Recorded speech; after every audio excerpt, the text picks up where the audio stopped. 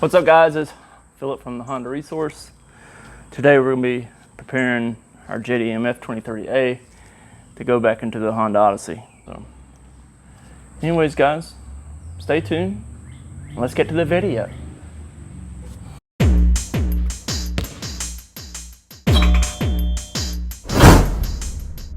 So this is the Japanese F23A that I got imported, and as you can see it comes fairly complete. It has intake manifold, wiring harness, exhaust manifold, alternator, power steering pump. We have to strip a lot of the accessories and stuff off of this motor and put stuff from the other motor onto this one to make it work. So right off, we're going to go ahead and tear it down, get all the wiring harness off of it. We'll get the throttle body off, and then we'll go ahead and pull off this alternator, power steering pump, reuse his stuff. We can change the water pump and timing belt.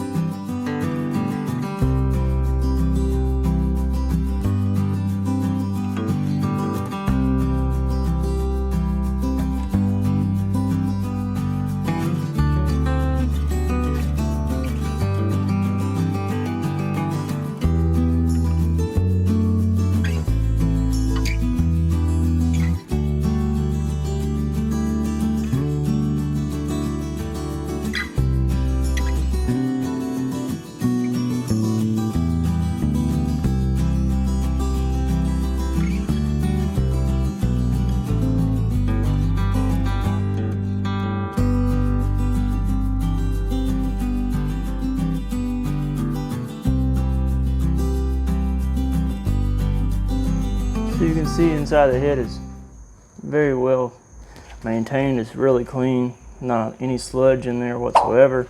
No sludge up here on the rockers. They all look really good.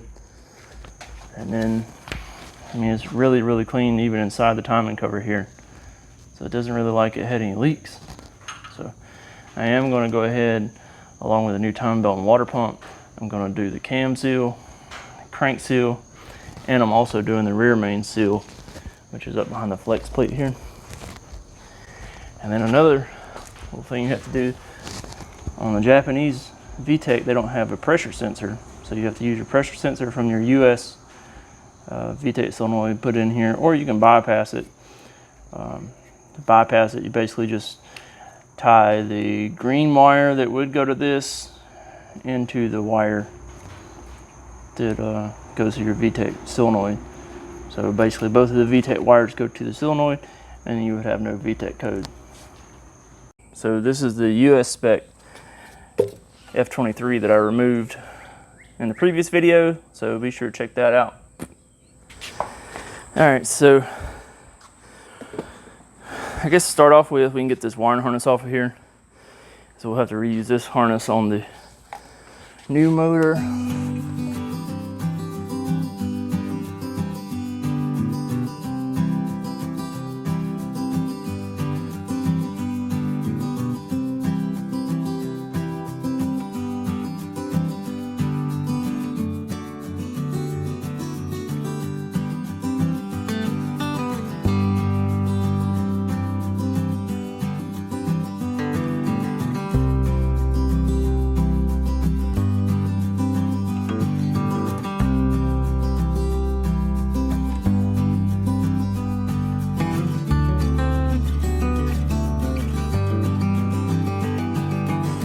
All right, so wiring harness is off of it now.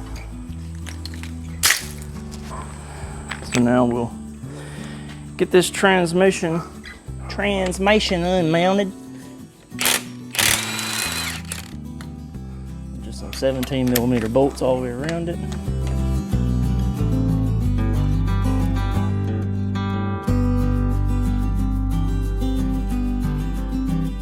Here you go.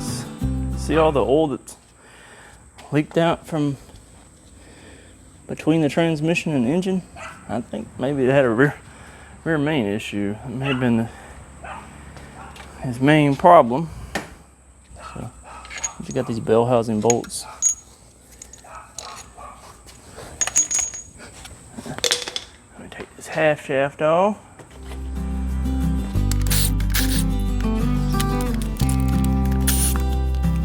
Alright, so half shaft is on the back of the motor, and it has 3 14mm bolts that hold it on. Once that's off, you can see how the transmission is already trying to split from the engine. It should come on right on off of there now.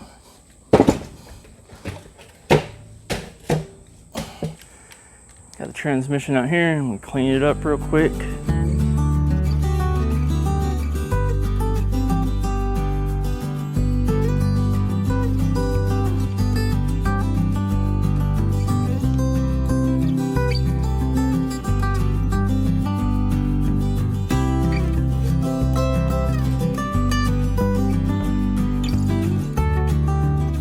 So we've got PawPaw's transmission good and cleaned up. Looks minty fresh. So now we got to start tearing apart the stock the stock motor, which is F23A7. Interesting. This motor has an oil cooler, and this one doesn't. All right, whatever. Carry on.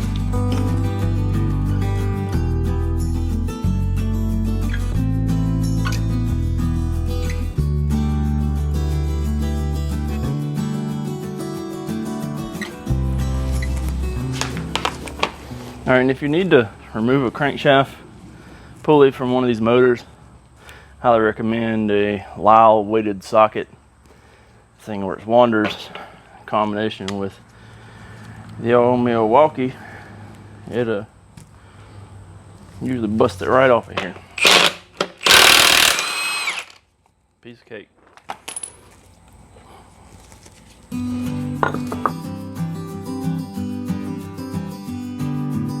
Alright, so my camera apparently overheated because it was sitting in the sun and turned off, so I don't know where it left off at, but I've got the timing set removed from the old motor because I had replaced it less than, a couple thousand miles maybe. I mean, you can see the idlers, they look brand new.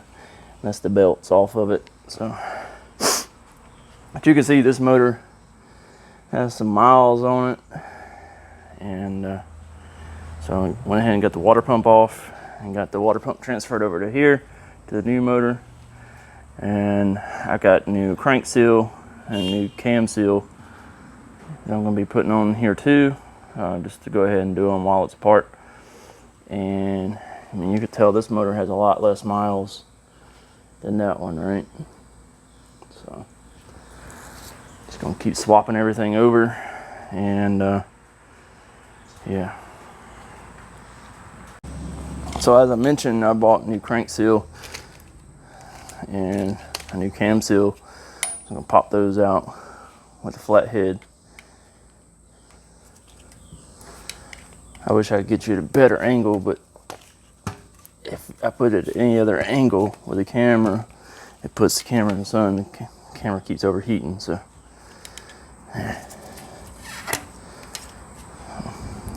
Crank seal.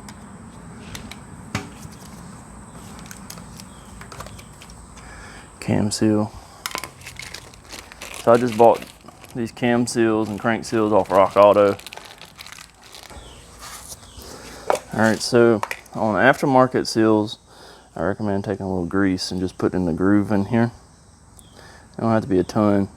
If you get an OEM seal, it already has a little bit of stuff in it, so no need to do any of this.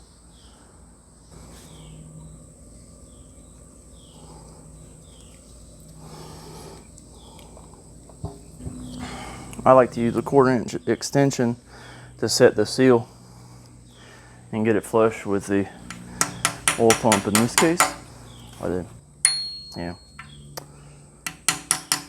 the seal.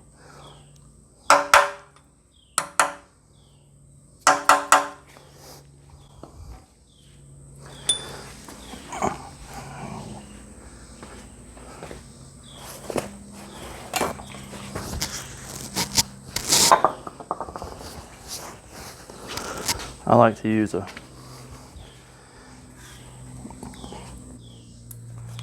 so now I'm just taking a towel and just wiping off this excess grease. Put a little grease in our cam seal. So when I'm putting this grease in there, you see a little groove in there. And you see I don't have a ton of it.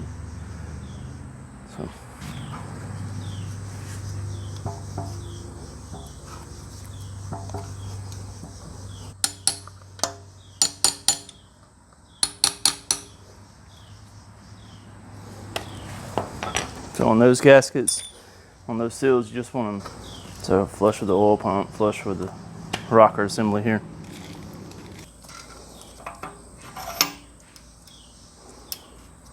All right, so on the keyway, here, it's got a little spot that kind of ramps. So you want that ramp part down towards the crankshaft and towards the inside of the engine. All right, so let's talk timing marks. So if you look right there, it's got that little dot right there. All right, we have to line it up with this, which is, all right. So you can see that lines up with that. So that's where the crankshaft needs to be. And then if you look here on this counter shaft, or the balance shaft rather, you see it has this little divot that needs to line up with this.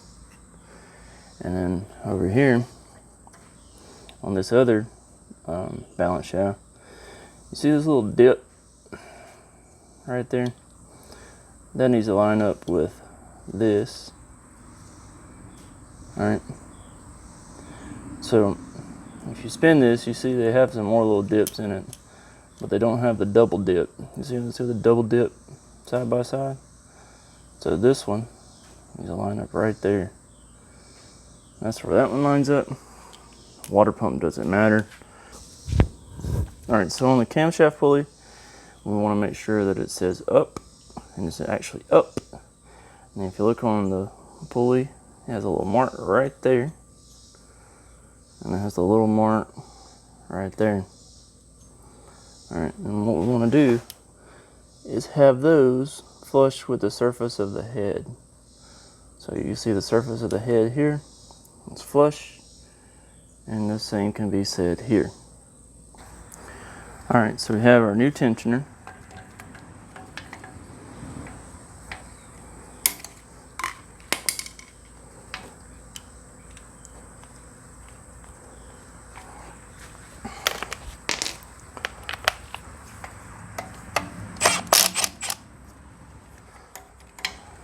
All right, so on the little bolt, I like to get it to where it's just about to where it's tight, but not tight, you see, because when it's tight, you can't move it.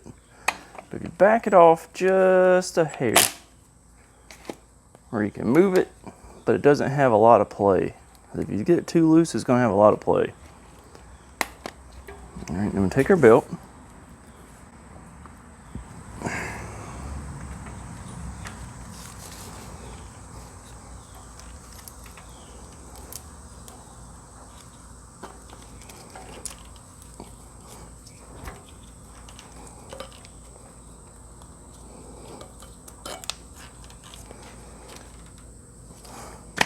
Simple as that. So once you get the belt on here, you see it's decently tight, but I want to take my flathead and pry up under. So if this is the tensioner, it's got a little spot between the oil pump and the tensioner. I'm gonna take my flathead and pick up on the tensioner just a little bit so that it increases a little bit of tension on the belt, and then tighten down the 10 millimeter.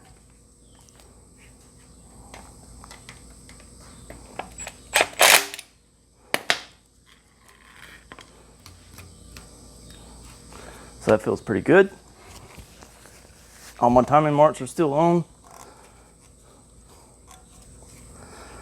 So now we gotta do the balance shaft belt. So on our balance shaft belt, we have its tensioner.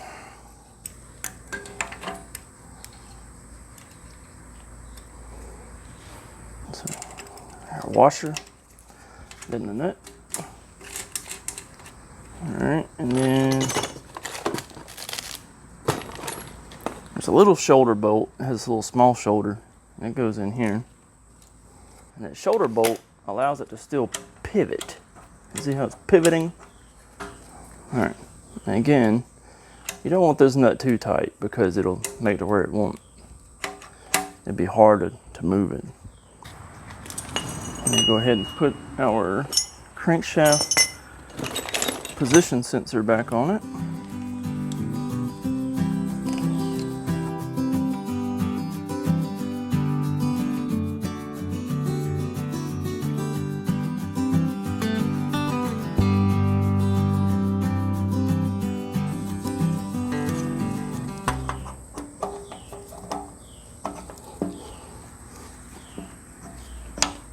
All right, the crankshaft position, or not the crankshaft position sensor, but the balance shaft belt can be a little tricky to get in time. So make sure that you got the bottom one ready, and then usually you can just turn this one until you get it to where it's there. So if it was a tooth out, you could just loosen off the tension a little bit and move it. So.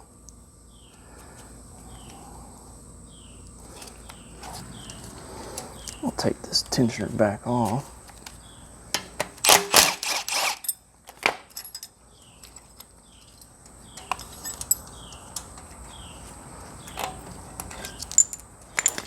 All right, so I took the tensioner back off just to aid with installation.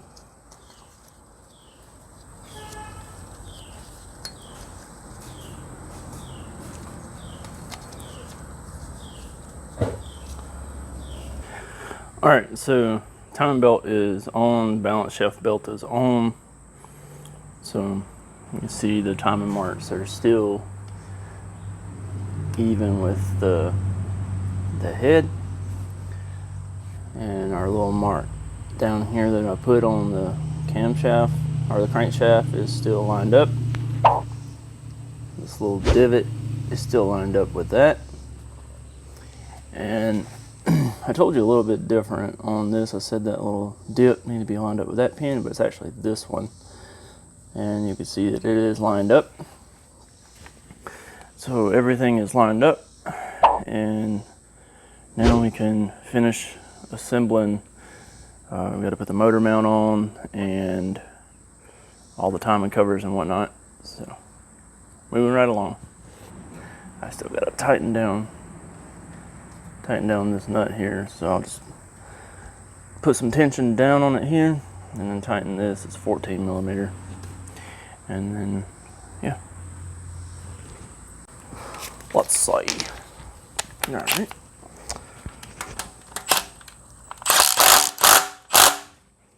put our mount back on.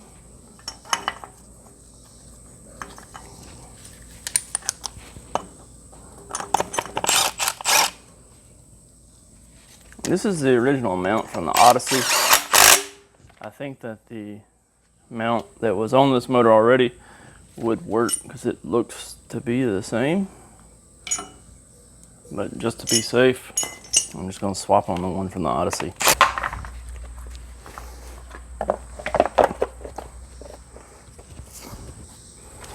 So on all these, you use a little shoulder bolt. So just make sure that you're putting the shoulder bolts back in. I like to just get them all started first and then tighten them down. Let's see.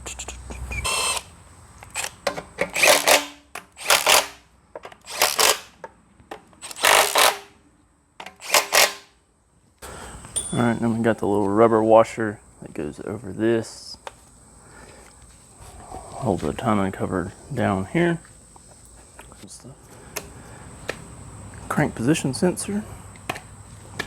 Now, if you were running OBD1 on one of these Odysseys, you'll just leave this one blank. It's not used, so all the crank position sensor stuff is built into the distributor on OBD1 version. So No need to stress with this if you got OBD1.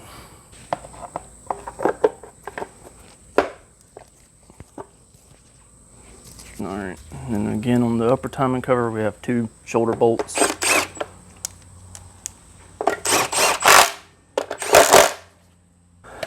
I'm going to reuse the Odyssey crank pulley. Some of the Japanese crank pulleys are different sizes, so I'm just going to reuse the stock crank pulley. That way the belts are the right sizes and that kind of stuff. Crank pulley bolt.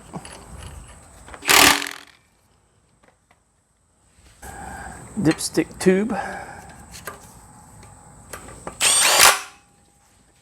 Alright, so on the US spec engine, it has an engine oil cooler that's basically this piece right here behind the oil filter, and it basically runs coolant through this part and it cools the engine oil.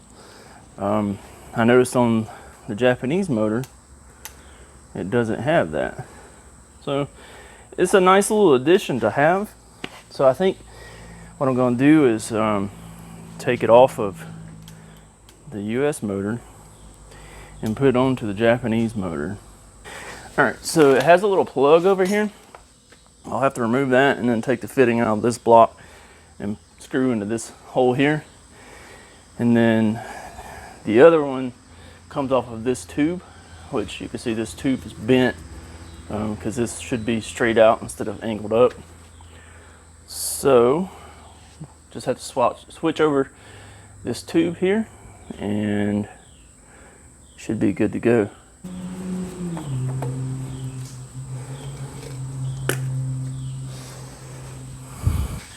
Alright, so removing this one from this block, I got to remove this whole tube here, and then it's got a nut right here. It's really, well, it's not more, you'll see it in a minute when I take it apart, but you take this off, it pulls this whole oil cooler off. And I just have to take a pair of pliers and screw this piece out of that block, and then this one will thread into that, switch over this tube, done. So let's pull this one apart first. It's got a 12mm, hold the tube here, and a couple 12s up here on the thermostat housing.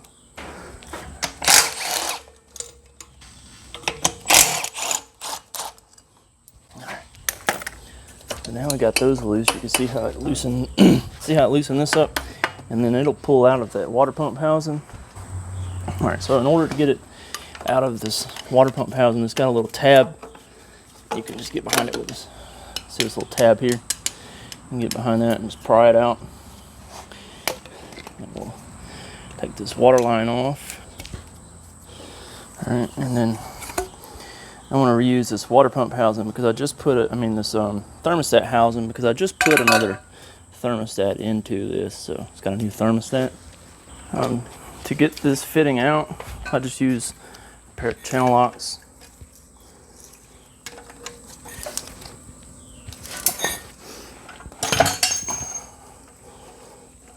It just unscrews like any regular bolt.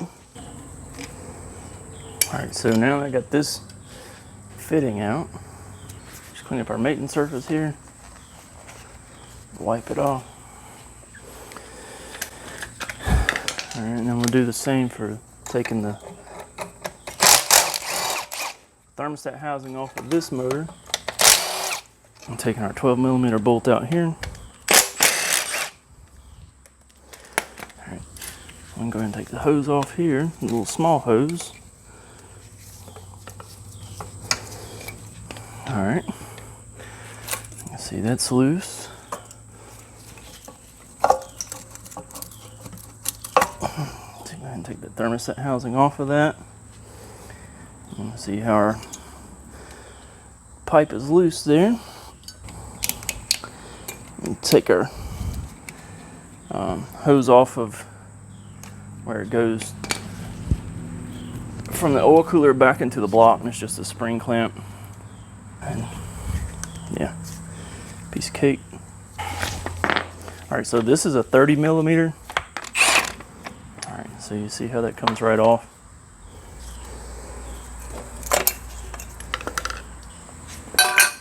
Alright, so we got our O-ring here. It goes on the back of the oil cooler. So this is a piece I was talking about that goes in, threads in to. Alright, so since this motor is lower mileage, I'm going to reuse the O-rings from the tube that was on this motor. It just seem like they're in maybe a little better shape. Alright, so this fitting is a 22.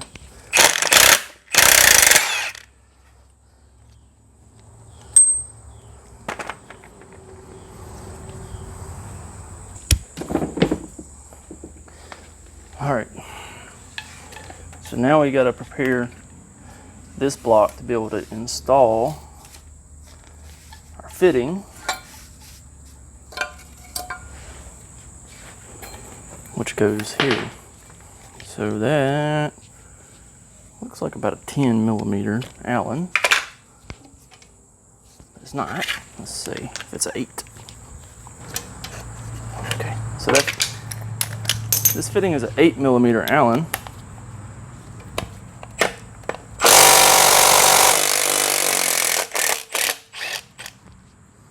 So there we have it, just a little plug. So then we have our fitting from the original motor. So what I'm going to do is just take a little bit of ultra gray silicone. You could use like some Honda Bond or something, and I just put a little bit on it just to help make sure it seals good. So once I got it started by hand, I just took the impact, I didn't really hammer it down, just bumped it on there, right? So then I have my oil cooler that I've cleaned up significantly.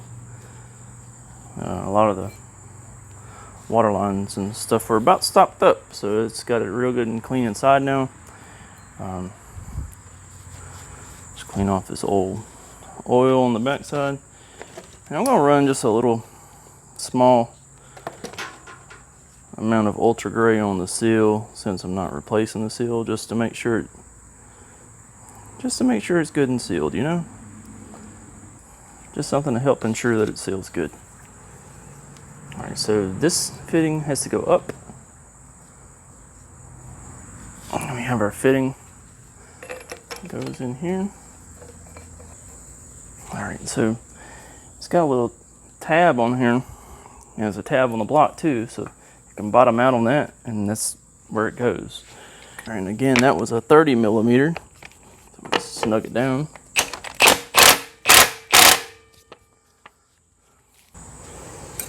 Alright, and we have our tube here. So what I like to do on the tube is just take some WD-40 or some PB Blaster, some kind of lubricant, and put on the seals. It just helps them slide up in, like into the water pump housing and the thermostat housing. Fairly simple. See, well, no, there we go. All right. Then we'll take our 12mm bolt and bolt it back in here.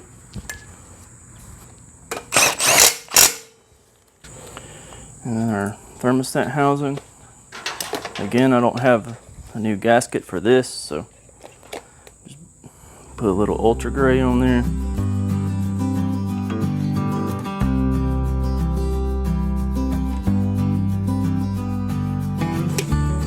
Get these hoses back on here. We gotta put this one back over here, like so.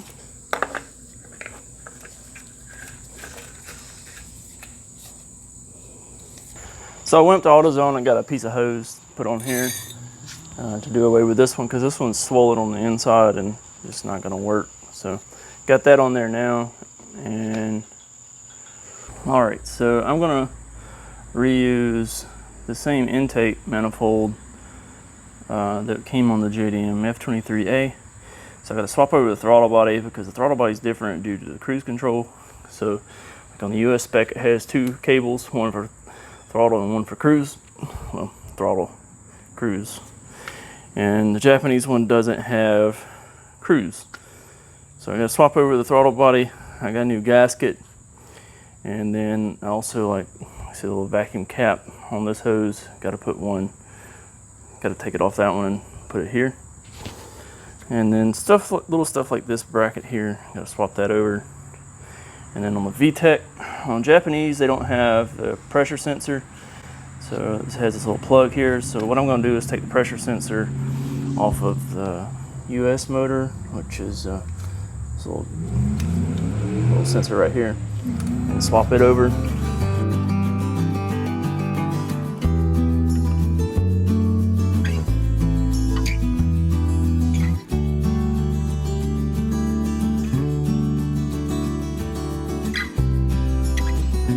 All right, so I think at this point we're done removing parts from this engine, which is the original engine. So I think we can go ahead and get this one and move it out of the way. I got one little bracket here, probably take off of the thermostat housing. My objective is to put it in there and everything plug up and function as factory. A little more work using Japanese engine, but much lower miles. So I think it'll be worth it in the end.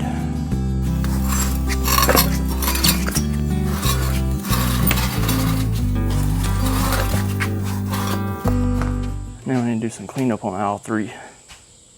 Now I guess pull this flex plate off and change the rear main seal. And we'll be about ready to make it to the transmission. So knock that out real quick.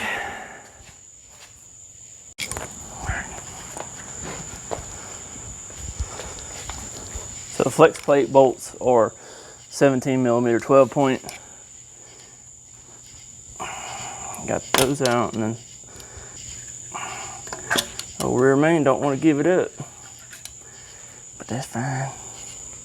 Still got it. Again, we put a little bit of grease on our rear main.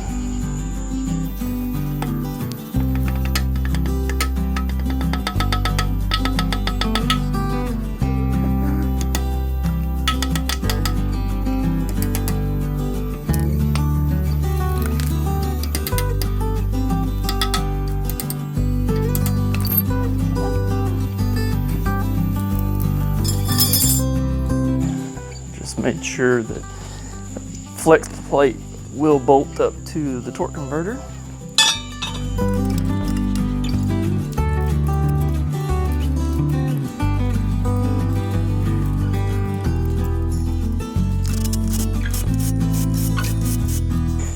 And now we're ready to reinstall the transmission.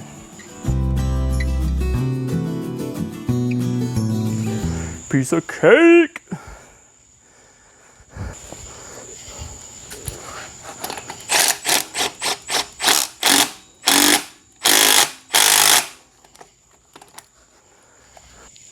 All my bolts have been found.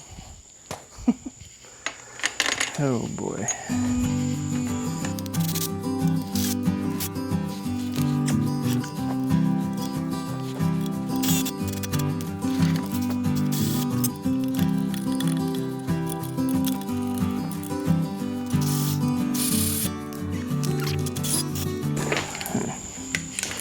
Now we can reinstall the engine harness.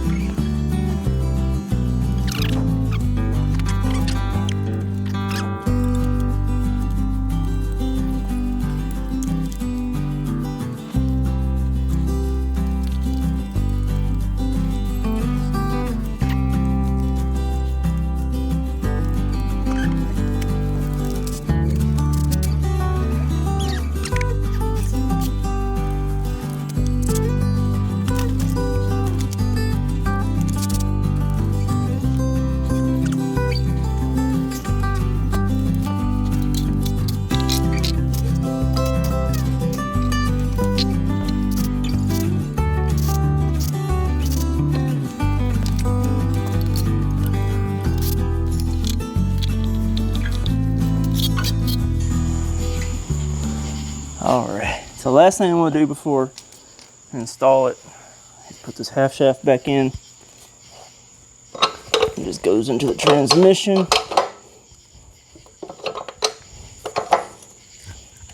right, and then it has 3 bolts. They're all 14 millimeter. And then it has 2 with the shoulder and 1 without. So the one without goes on the outside here. And 2 with the shoulders, has 1 up here and 1 right down here. All right, guys, that wraps it up for the night. Now it's essentially ready to go back into the minivan. There's a couple, I got to put the accessories on the motor once I get it in the car. The valve cover gasket. I also have brand new serpentine belts for it. We'll have to put in the torque converter bolts and all that good stuff.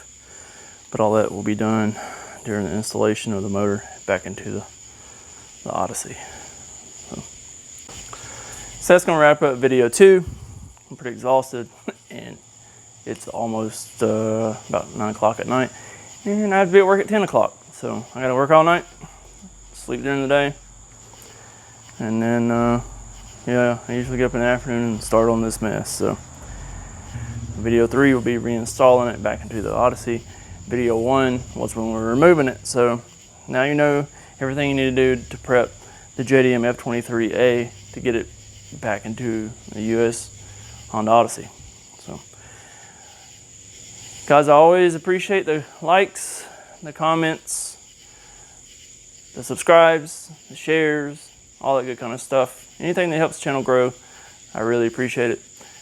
So thanks for tuning in to this episode, and hopefully I'll catch you on another one. See you later. Peace.